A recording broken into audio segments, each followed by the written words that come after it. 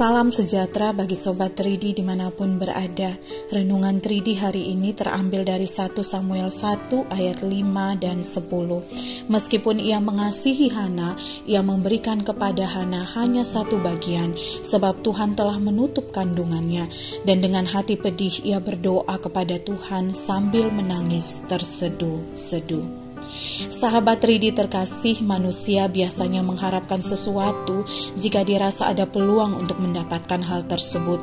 Tapi jika tidak ada peluang untuk mendapatkannya, biasanya orang tidak akan berharap karena akan sia-sia. Contohnya, jika saya divonis dokter sebagai perempuan mandul, tentu saya tak akan berharap bisa memiliki anak, apalagi berusaha untuk memiliki anak, tentu sia-sia.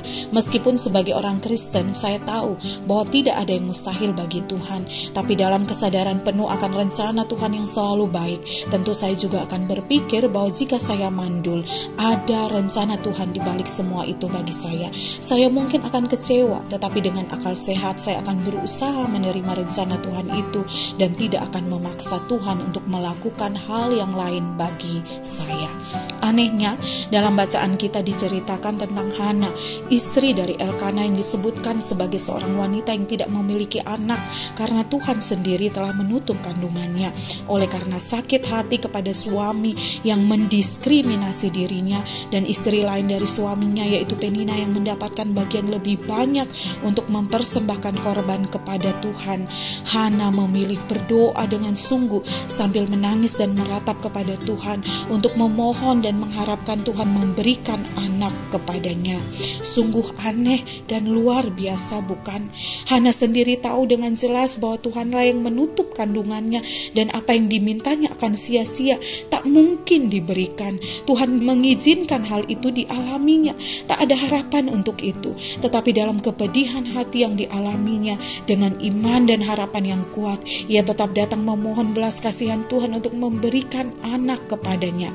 Dan pada akhirnya Alkitab memberi kesaksian kepada kita bahwa Tuhan ingat kepada Hana.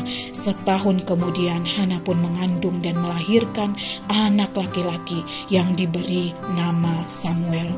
Sahabat Tridi terkasih, kisah Hana bukan ingin mengajarkan kepada kita untuk memaksa Tuhan memberikan apa yang kita inginkan meski itu terlihat mustahil, ataupun memaksa Tuhan untuk mengubah kehendaknya seturut kemauan kita.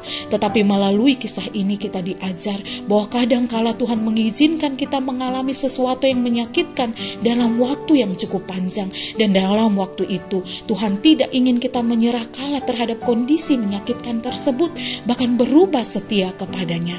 Tuhan ingin kita tetap menanti dalam doa dengan penuh pengharapan hingga pemulihan dan rencananya dinyatakan dalam hidup kita. Bersediakah saudara menanti? Tuhan memberkati kita. Amin.